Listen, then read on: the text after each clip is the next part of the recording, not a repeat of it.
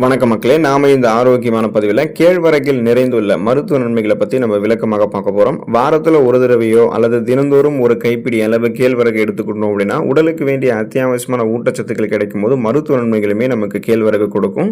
கேழ்வரகை எந்தெந்த முறைகளில் எந்தெந்த வயதினர் எடுத்துக்கொள்ளணும் அப்படின்றது இந்த வீடியோவோட கடைசியில் நான் உங்களுக்கு சொல்கிறேன். முதல்ல கேழ்வரகுடைய மருத்துவ நன்மைகள், அதுக்கு காரணமாக இருக்கக்கூடிய ஊட்டச்சத்துக்களை விளக்கமாக பார்ப்போம். அதை பற்றி பார்க்குறதுக்கு முன்னாடி இந்த வீடியோவுக்கு மட்டும் ஒரு லைக் கொடுத்துட்டு இந்த தகவலை உங்களுக்கு தெரிஞ்சவங்களுக்கும் ஷேர் பண்ணிடுங்க. ஏன்னா இது அவங்களுக்கும் பயனுள்ளதாக இருக்கக்கூடிய ஒரு ஆரோக்கியமான பதிவு தான். இது போன்ற அப்டேட்ஸ்கள் நீங்கள் தொடர்ந்து பார்க்கறதுக்கு நம்மளுடைய ஹெல்த் நியூஸ் தமிழ் சேனலை மறக்காம சப்ஸ்கிரைப் பண்ணி வச்சுக்கோங்க. பக்கத்தில் இருக்கக்கூடிய பெல் பட்டனையும் கிளிக் பண்ணி ஆல் அப்படின்ற ஆப்ஷனையும் செட் பண்ணி வச்சுக்கிட்டீங்க அப்படின்னா நாங்கள் போடக்கூடிய எல்லா அப்டேட்ஸும் உங்களுக்கு நோட்டிஃபிகேஷன் அடிக்கடி வந்து சேரும். சரி, வாங்க மக்களே, இப்போ வீடியோக்குள்ள போயிடலாம். எலும்பு ஆரோக்கியமாக இருக்கிறதுக்கு நம்ம கேழ்வரகு எடுத்துக்கொள்ளலாம். சிறு தானியங்களிலே கேழ்வரகுல தான் அதிகப்படியான கேல்சியம் சத்து இருக்குது. ஸோ இது வந்து வளரக்கூடிய குழந்தைகளினுடைய எலும்புகளினுடைய வளர்ச்சிகள் ஆரம்பித்து இளைஞர்களுக்கு, வயதானவர்களுக்கு ஏற்படக்கூடிய அந்த எலும்பு தேய்மானத்தை ஆஸ்டியோபோரோசிஸ் அப்படின்னு சொல்லுவோம், அதையும் தடுக்கிறதுக்கு பெரிதும் உதவிகரமாக இருக்கு. எலும்புகள் ஆரோக்கியமாக இருக்கணும்னா அந்த கால்சியம், மெக்னீசியம், பொட்டாசியம் போன்ற அடிப்படையான எலும்புகளுக்கு வலு சேர்க்கக்கூடிய ஊட்டச்சத்துக்கள் வேணும். இந்த ஊட்டச்சத்துக்கள் கேழ்வரகில் நிறைந்திருக்கிறதால தினமும் ஒரு கைப்பிடி அளவு கேழ்வரகு எடுத்துக்கோங்க. அல்லது முடியாட்டி போனால் வாரத்தில் ஒரு தடவையாவது கேழ்வரகு உணவுகள் எடுத்துக்கிட்டிங்கன்னா எலும்புகள் உறுதி பெறுவதற்கான அந்த அத்தியாவசியமான ஊட்டச்சத்துக்கள் கிடைக்கும். ஆஸ்டியோபோரோசிஸ் மட்டும் கிடையாது, ஆஸ்டியோபோரோசிஸோட சேர்த்து எலும்பு மெலிவு நோய், எலும்பு உருக்கி, மூட்டு வலி, முடக்குவாதம், எலும்பு மஜ்ஜைகளில் ஏற்படக்கூடிய பிரச்சனை, மூட்டு வளர்ச்சி போன்ற எந்த தொந்தரவுகளும் இல்லாமல் 30, 40, 50, 60 வயதில் கூட உங்களுடைய எலும்புகளை பலம் பெற வைத்துக் கொண்டு உடல் உறுதியாக, ஸ்ட்ரென்த் வந்து தடுமாறாமல், அந்த பேலன்ஸ்லாம் தடுமாறாமல் நீங்கள் ஸ்ட்ராங்காக இருக்க முடியும். உங்களுடைய உடல் எடையை எந்த விதமான பக்க விளைவுகளும் இல்லாமல் ஆரோக்கியமான முறையில் குறைக்கிறதுக்கு கேழ்வரகை எடுத்துக்கலாம். அதுக்கான காரணம் என்னன்னா, கேழ்வரகில் இருக்கக்கூடிய அமினோ அமிலங்கள் பசியை கட்டுப்படுத்தக்கூடிய தன்மை கொண்டது. மேலும் கேழ்வரகில் இருக்கக்கூடிய நார் சத்து மெதுவாக உங்களுக்கு வந்து செரிமானம் ஆகிறதால நீண்ட நேரம் வயிறு நிறைந்த ஒரு உணர்வை வந்து கேழ்வரகு உங்களுக்கு வந்து கொடுக்கும். ஸோ உடல் எடையை குறைக்க நினைக்கிறவங்களுக்கு கூட ஒரு சிறந்த உணவாக கேழ்வரகு இருக்கும். ஏன்னா உடல் எடை நம்ம குறைக்கணும் அப்படின்னாலே அதிக கலோரிகள் நிறைந்திருக்கக்கூடிய உணவுகள் எடுத்துக்கொள்ளக்கூடாது. குறைந்த கலோரிகள் இருக்கக்கூடிய உணவுகள் எடுத்துக்கொண்டு பசியை கட்டுப்படுத்தி தான் வெயிட் லாஸ் வந்து பண்ணணும். ஸோ அப்படி பார்த்தீங்கன்னா இப்போ நீங்கள் கேழ்வரகு எடுத்துக்கிட்டீங்கன்னா அதிக கலோரிகள் நிறைந்திருக்கக்கூடிய உணவுகள் எடுத்துக்க மாட்டீங்க. இதிலேயே நார் சத்து நிறைந்திருக்கிறதால இதுவே உங்களுடைய பசியை கட்டுப்படுத்திடும். நார் சத்து ஏற்கனவே உங்களுடைய உடலில் தேங்கியிருக்கக்கூடிய அதிகப்படியான கொழுப்புகளை கரைத்து உங்களுக்கு வேண்டிய ஆற்றலாக மாற்றி கொடுத்துரும். ஸோ கொலஸ்ட்ரால்ஸை வந்து எனர்ஜியை கன்வெர்ட் பண்ணி எரிச்சிறதால தொப்பை, தேவையில்லாத கொழுப்புகள்லாம் உங்களுடைய உடலில் இருக்காது. உடல் எடை கண்ட்ரோல் ஆகிடும். நீரிழிவு நோயை கட்டுப்பாடோடு வைத்துக் கொள்வதற்கு, அதாவது பிளட்ல சுகரோட லெவல் வந்து ஹையாக இருக்கும்போது அந்த பிளட் சுகர் லெவலை வந்து கண்ட்ரோல் பண்ணிட்டு டயபெட்டிஸ் ப்ராப்ளத்திலிருந்து விடுபடுவதற்கு, நீரிழிவு பிரச்சனையிலிருந்து விடுபடுவதற்கெல்லாம் கேழ்வரகு எடுத்துக்கலாம். கேழ்வரகு வந்து லோ கிளைசமிக் இண்டெக்ஸ் கொண்ட ஒரு உணவு, அதாவது குறைந்த கிளைசமிக் குறியீடு கொண்டு இருக்கு. அதுக்கான காரணம் என்னன்னா, இந்த கேழ்வரகுல கார்போஹைட்ரேட் எல்லாம் குறைவாக தான் இருக்கும், நார் சத்து தான் வளமான அளவில் இருக்கும். ஸோ இது வந்து நம்மளுடைய ரத்தத்தில் அந்த மாதிரி இன்சுலினுடைய தாக்கத்தை வந்து ஏற்படுத்தும். இது ரத்தத்தில் வந்து சர்க்கரையினுடைய அளவு திடீரென அதிகரிக்கிறத தடுக்கும். கொஞ்சம் கொஞ்சமாக தான் வந்து ரத்தத்தில் பிளட் சுகர் லெவல் வந்து அதிகமாகும்.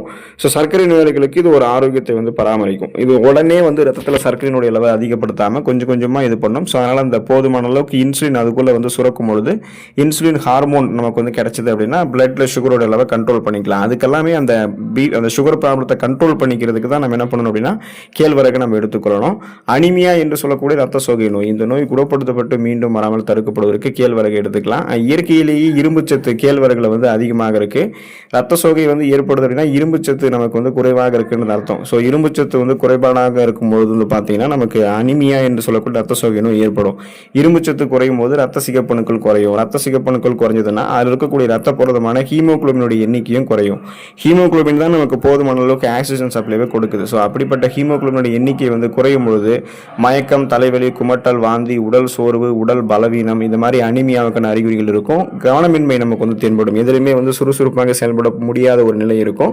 ஸோ இது வந்து இயற்கையாக கியூர் பண்ணணும்னா இரும்பு சத்து அதிகமாக இருக்கக்கூடிய கேழ்வரகு வந்து உணவுகள் எடுத்துக்கணும். கேழ்வரகை வந்து முளை கட்டி உண்பதன் மூலமாக அதில் இருக்கக்கூடிய இரும்பு சத்து உடலில் எளிதாக உறிஞ்சப்படும். இது ரத்த சிகப்பணுக்களுடைய எண்ணிக்கை அதிகரித்து ரத்த சோகையை வந்து குணமாக்கும். சுறுசுறுப்பாக நம்மளை வந்து இயங்க வைக்கும். உடல் சூட்டை தணிக்கக்கூடியது கேழ்வரகுங்க. கேழ்வரகு வந்து இயற்கையிலேயே ஒரு குளிர்ச்சி தரக்கூடிய தானியமாக இருக்கு. அப்போ கோடை காலங்களில் இந்த கேழ்வரகு வந்து கூழாகவோ அல்லது கேழ்வரகு வந்து மோர் கலந்து பருகுவது கூட உடலினுடைய வெப்பநிலை வந்து சீராக பராமரிக்கும். ஸோ அந்த உடல் சூட்டை வந்து இயற்கையாகவே நமக்கு வந்து குளிர்ச்சிப்படுத்தி உடல் சூட்டால் ஏற்படக்கூடிய செரிமானம் தொடர்பான பிரச்சனை, தோல் தொடர்பான பிரச்சனை, மயக்கம், தலைவலி, உடல் சோர்வடைவது, இது மாதிரி பிரச்சனைகள் எல்லாத்தையுமே வந்து கேழ்வரகு நமக்கு வந்து சரி பண்ணிட்டு அந்த கோடை காலத்திலுமே நம்மளுடைய உடலை வந்து குளிர்ச்சியாக வைத்து சுறுசுறுப்பாக ரெஃப்ரெஷ்மெண்ட்டாக புத்துணர்ச்சியாக நம்மளுடைய வேலைகளை செய்கிறதுக்கான அந்த ஆற்றலை வந்து கேழ்வரகு நமக்கு வந்து கொடுக்கும். மன அழுத்தம் மற்றும் தூக்கமின்மை பிரச்சனைகள் வந்து விடுபடுவதற்கு கேழ்வரகு எடுத்துக்கலாம். இப்போ மன அழுத்தம் தூக்கமின்மைலாம் ஏற்படுது அப்படின்னா நம்மளுடைய நரம்புகளில் அதிகப்படியான இறுக்கங்கள் காணப்படுதுன்றது அர்த்தம். அந்த இறுக்கங்களை வந்து நம்ம அகற்றி கொண்டோம் அப்படின்னாலே அந்த பிபி ப்ராப்ளத்தை கண்ட்ரோல் பண்ணிட்டோம் அப்படின்னாலே இந்த ஸ்ட்ரெஸ், டென்ஷன், டிப்ரெஷன், ஆன்சைட்டி, தூக்கமின்மை இதெல்லாமே நமக்கு எதுவுமே இருக்காது. நம்ம கேழ்வரகு எடுத்துக்கொள்ளும் போது கேழ்வரகில் இருக்கக்கூடிய ட்ரிப்டோஃபான் அப்படின்ற அந்த அமினோ அமிலம் வந்து மன அழுத்தத்தை குறைத்து மனதை வந்து அமைதிப்படுத்துது. கேழ்வரகு வந்து இன்சோம்னியா, தூக்கமின்மை மற்றும் தலைவலி போன்ற பிரச்சனைகளுக்கு நல்ல தீர்வாக அமையும். ஸோ இது வந்து நரம்புல இருக்கக்கூடிய இறுக்கங்களை தளர்த்தி ரத்த ஓட்டத்தை உடல் எங்கும் பாய்ச்சி சுறுசுறுப்பாக நம்மளை இயங்க வைக்கும். அதனால ஸ்ட்ரெஸ், டென்ஷன், டிப்ரெஷன்லாம் உங்களுக்கு இருக்காது. ஒருவேளை இருந்தாலுமே அதை நீங்கள் குணப்படுத்திக்கிறதுக்கு கேழ்வரகு எடுத்துக்கலாம். கேழ்வரகு சாப்பிட்டக்கூடிய நபர்களுக்கெல்லாம் அந்த ஸ்ட்ரெஸ், டென்ஷன்லாம் இருக்காது. சுறுசுறுப்பாக அவங்களுடைய வேலைகளை வந்து பார்க்க ஆரம்பிச்சிருவாங்க. செரிமான மண்டலம் ஆரோக்கியமாக இருக்கிறதுக்கு கேழ்வரகு எடுத்துக்கலாம். இப்போது நமக்கு நார் சத்து குறைவாக இருக்கக்கூடிய உணவுகளையும் நீர் சத்து குறைவாக இருக்கக்கூடிய உணவுகளையும் எடுத்துக்கொள்ளும் போது தான் செரிமானம் தொடர்பான பிரச்சனைகள் நமக்கு அதிகமாக ஏற்படும். இப்போ நம்ம கேழ்வரகு எடுத்துக்கிட்டோம் அப்படின்னா அதில் இருக்கக்கூடிய வளமான நார் சத்து நம்முடைய உணவுகளை வந்து எளிமையாக செரிக்க வைத்து செரிமானமான உணவுகளிலிருந்து ஊட்டச்சத்துக்களை உறிஞ்சி மீதம் இருக்கக்கூடிய கழிவுகளை குடல்களிலிருந்து வெளியேற்றிவிடும். இதனால் மலச்சிக்கல் பிரச்சனை நமக்கு வந்து தீர்க்கப்படும். கேழ்வரகு வந்து குடல் ஆரோக்கியத்தை வந்து மேம்படுத்தி செரிமான மண்டலத்தை சீராக வைத்திருக்கும். சீரற்ற குடல் இயக்கம், மலச்சிக்கல் என எந்த விதமான செரிமானம் தொடர்பான பிரச்சனைகளையுமே கேழ்வரகு நம்ம எடுத்துக்கொள்ளும் போது நமக்கு வராது. நம்முடைய இளமையை நம்ம வந்து தக்க வைத்துக் கொள்வதற்கு கேழ்வரகு எடுத்துக்கலாம். இதுக்கு காரணம் கேழ்வரகுல இருக்கக்கூடிய ஆன்டி ஆக்சிடென்ட்கள் நம் செல்களை வந்து புதுப்பிக்கிறதுக்கு ஹெல்ப் பண்ணும். இது தோலில் வந்து சுருக்கங்கள் ஏற்படுவதை தடுத்து இளமையான தோற்றத்தை வந்து தக்க வைத்துக் கொள்வதற்கு ஹெல்ப் பண்ணும். இதனால் நம்முடைய முகத்தில் இருக்கக்கூடிய டெட் செல்ஸ், அந்த இறந்த செல்கள் வந்து அழிக்கப்படும். இதனால் முகப்பொருட்கள், கண் கருவளையங்கள், கரும்புள்ளிகள், வயதான சுருங்கிய தோல் அமைப்பு, கோடுகள், கரைகள் கொண்ட மாசு மறுவடைந்த சர்மம் என எதுவுமே உங்களுக்கு வந்து இருக்காது. மின்னக்கூடிய பளபளப்பான மிருதுவான சர்மத்தை கேழ்வரகு வந்து உங்களுக்கு வந்து கொடுக்கும். கெட்ட கொழுப்பை குறைக்கக்கூடிய தன்மை கொண்டது கேழ்வரகு. அப்போ பார்த்தீங்கன்னா நம்மளுடைய ரத்த நாளங்களில் படிந்திருக்கக்கூடிய தேவையில்லாத எல்டிஎல் அப்படின்னு சொல்லக்கூடிய அந்த கொழுப்பை குறைச்சி இதயத்துக்கு வேண்டிய ரத்த ஓட்டத்தை ரத்த நாளங்கள் வழியாக சீரான அளவில் கொடுத்து இதய ஆரோக்கியத்தை கேழ்வரகு உங்களுக்கு மேம்படுத்தும். ஸோ கேழ்வரகுல இருக்கக்கூடிய லெசித்தின் மற்றும் மெத்தியோனின் போன்ற அமிலங்கள் வந்து பார்த்தீங்கன்னா இந்த மாதிரி உங்களுக்கு அந்த கல்லீரலில் இருக்கக்கூடிய அதிகப்படியான கொழுப்புகளை குறைக்கிறதுக்கும் ரத்த நாளங்களில் படிந்திருக்கக்கூடிய கொழுப்புகளை அகற்றி இதயத்தை வந்து உங்களுக்கு பராமரிக்கிறதுக்குமே ஹெல்ப் பண்ணும். ஸோ குறிப்பாக வந்து பார்த்தீங்கன்னா கேழ்வரகு வந்து உங்களுக்கு எப்படி நீங்கள் எடுத்துக்கணுன்றது தெரிஞ்சுக்கணும். முளை கட்டிய கேழ்வரகு உங்களுக்கு சாப்பிட்றதுக்கு சிறந்த முறையாக இருக்கும். கேழ்வரகு 8லிருந்து 10 மணி நேரம் ஊற வைத்ததுக்கப்புறம் ஒரு துணியில் கட்டி அந்த முளைக்கட்டை செய்யணும். அந்த முளைக்கட்டிய கேழ்வரகுல விட்டமின் சி அதிகரிக்கும். ஸோ இது வந்து இரும்பு சத்து உடலில் எளிதாக கொடுக்கும். குழந்தைகள், ரத்த சோகை இருக்கக்கூடிய பிரச்சனைகள் இருக்கக்கூடிய நபர்கள் எல்லாமே வந்து இந்த கேழ்வரகு இந்த மாதிரி முளைக்கட்டிய வகைகளை எடுத்துக்கலாம். கேழ்வரகு கூழ் அல்லது கேழ்வரகு கஞ்சி அந்த மாதிரி நம்ம எடுத்துக்கலாம். ஸோ அது வந்து பார்த்தீங்கன்னா உடல் சூட்டை தணிக்கும், கோடை காலத்துக்கு ஏற்றது. யார் வந்து எடுத்துக்கலாம்னா எடையை குறைக்க நினைக்கிறவங்க, உடல் உழைப்பு அதிகமாக இருக்கிறவங்களுக்கு அந்த சோர்வெல்லாம் நீக்கிறதுக்கு இது அவங்களுக்கு ஹெல்ப் பண்ணும். இப்போ கேழ்வரகு களி மாதிரி எடுத்துக்கலாம், உருண்டை பிடிச்சு சாப்பிடலாம். இது வந்து நீண்ட நேரம் பசி எடுக்காது, அதிக எனர்ஜியை கொடுக்கும். சர்க்கரை நோயாளிகளுக்கெல்லாம் மதிய உணவாக இந்த கேழ்வரகு களி வந்து கொடுக்கலாம். அவங்களுக்கு சுகரோட லெவல் கண்ட்ரோல் பண்ணுறதுக்கு ஹெல்ப் பண்ணும். இப்போ கேழ்வரகு அடை, கேழ்வரகு ரொட்டி அதை எடுத்துக்கலாம். கேழ்வரகு மாவோட முருங்கைக்கீரை, வெங்காயம், பச்சை மிளகாய் சேர்த்து அடையாக செய்யலாம். இப்போ முருங்கைக்கீரை சேர்க்கும் போது இரும்புச்சத்து, கால்சியம் எல்லாம் இன்னும் டபுள் மடங்கு கிடைக்கும். நீங்கள் வந்து ஈவினிங் ஏதாவது வந்து சிற்றுண்டியாக சாப்பிட்றதுக்கு உங்களுக்கு வந்து ஸ்நாக்ஸ் மாதிரி சாப்பிட்றதுக்கு இது ஹெல்ப்ஃபுல்லாக இருக்கும்.